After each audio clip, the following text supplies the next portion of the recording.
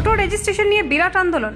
শুধু ভূমিপুত্রদেরই দিতে হবে টোটোর রেজিস্ট্রেশন। পরিবহন ভবন অভিযানে স্বরূপ বাংলা পক্ষ। বাংলার টোটো শুধু বাংলার, ডোমিসাইল বাধ্যতামূলক, বহিরাগতদের জন্য দরজা বন্ধ। টোটো রেজিস্ট্রেশন ঘিরে উত্তেজনা চরমে। ডোমিসাইল না থাকলে পারমিট নেই। বহিরাগত টোটো চালকেরা এবার কি করবেন? বাংলায় কি তারা আর ঢুকতে পারবে না? টোটো চালকদের নতুন চ্যালেঞ্জ, শুধু বাংলার নাগরিকরাই পাবেন লাইসেন্স। শহরে যানজট কমানোর জন্য নেওয়া হলো বড় উদ্যোগ। বাংলা পক্ষের দাবি মানল পরিবহন দফতর, ডোমিসাইল ছাড়া পারমিট নেই। বহিরাগত টোটো চালকদের বিরুদ্ধে কঠোর ব্যবস্থা দেওয়া হলো, আন্দোলনের হুঁশিয়ারিও। শহরে টোটো নিয়ন্ত্রণে নতুন অধ্যায় শুরু, তাতে শুধু বাঙালিরাই উপকৃত। জানেন ঠিক কি ঘটল? দেখুন। পশ্চিমবঙ্গ সরকারের পরিবহন দফতর সম্প্রতি রাজ্য জুড়ে টোটো বা ই রিক্সার রেজিস্ট্রেশন প্রক্রিয়া শুরু করেছে। বিগত এক দশকে টোটো বাংলা শহর থেকে মফস্বল এবং গ্রামাঞ্চলে গণপরিবহনের অন্যতম প্রধান মাধ্যম হয়ে উঠেছে। তবে বেলাগাম টোটোর সংখ্যা ক্রমশ বাড়ার ফলে অনেক ক্ষেত্রে যানজট এবং দুর্ঘটনার সম্ভাবনা বেড়েছে। তাই টোটো রেজিস্ট্রেশন ও চলাচল নিয়ন্ত্রণের উদ্যোগকে স্বাগত জানিয়েছে সরকার। রেজিস্ট্রেশন প্রক্রিয়ার মাধ্যমে সরকার চাইছে টোটো চালকদের নিয়ন্ত্রণে আনা, তাদের চলাচল নিয়ন্ত্রিত করা এবং শহরের ট্রাফিক ব্যবস্থাকে আরও সুষ্ঠুভাবে পরিচালনা করা। পাশাপাশি টোটো চালকদের শিক্ষাগত যোগ্যতা, ড্রাইভিং লাইসেন্স এবং অন্যান্য প্রয়োজনীয় নথি যাচাই করার সুযোগও থাকছে। এই পদক্ষেপ এবং শহর গ্রামাঞ্চলে যাত্রীদের সুরক্ষা বাড়াতে সহায়ক হবে।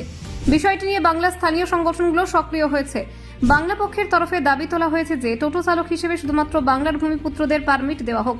যারা বাংলা স্থায়ী বাসিন্দা নন, বিশেষ করে যারা কমপক্ষে 10 বছর বাংলায় বসবাস করেননি, তাদের টোটো রেজিস্ট্রেশন দেওয়া হবে না। বাংলা পক্ষ উল্লেখ করেছে, অন্য রাজ্যগুলিতে বাঙালিদের হেনস্থার ঘটনা ঘটেছে। এই পরিস্থিতি মাথায় রেখে বাংলার ভূমিপুত্রদের অধিকার রক্ষা করতে হবে। বিশেষ করে টোটো চালকের পেশায় বাঙালিদের স্বার্থ সুরক্ষিত রাখার জন্য ডোমিসাইল সার্টিফিকেট বাধ্যতামূলক করার প্রস্তাব দাখিল করা হয়েছে। এই দাবির জন্য কসবাই পরিবহন ভবন 2-এ পরিবহন অধিকর্তা দীপঙ্কর মণ্ডলের কাছে একটি স্মারকলিপি প্রদান করা হয়েছে। প্রতিনিধি দলে ছিলেন বাংলা পক্ষের সাধারণ সম্পাদক গর্গ চট্টোপাধ্যায়, সাংগঠনিক সম্পাদক কৌশিক মাইতি, শীর্ষ পরিষদ সদস্য অরিন্দম চট্টোপাধ্যায় এবং সদস্য মাহমুদ আলী মণ্ডল।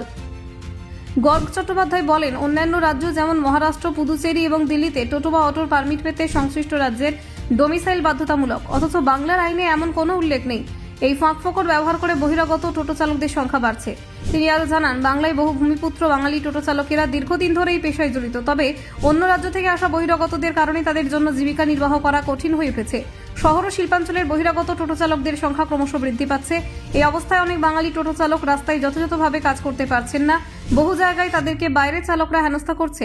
বাংলা পক্ষ এই পরিস্থিতি বদলাতে চায় এবং দাবি করছে যে শুধুমাত্র বাংলা স্থায়ী বাসিন্দাদের টোটোর লাইসেন্স দেওয়া হোক। কৌশিক মাইতি বলেছেন, বৈঠকটি সদর্থকভাবে হয়েছে।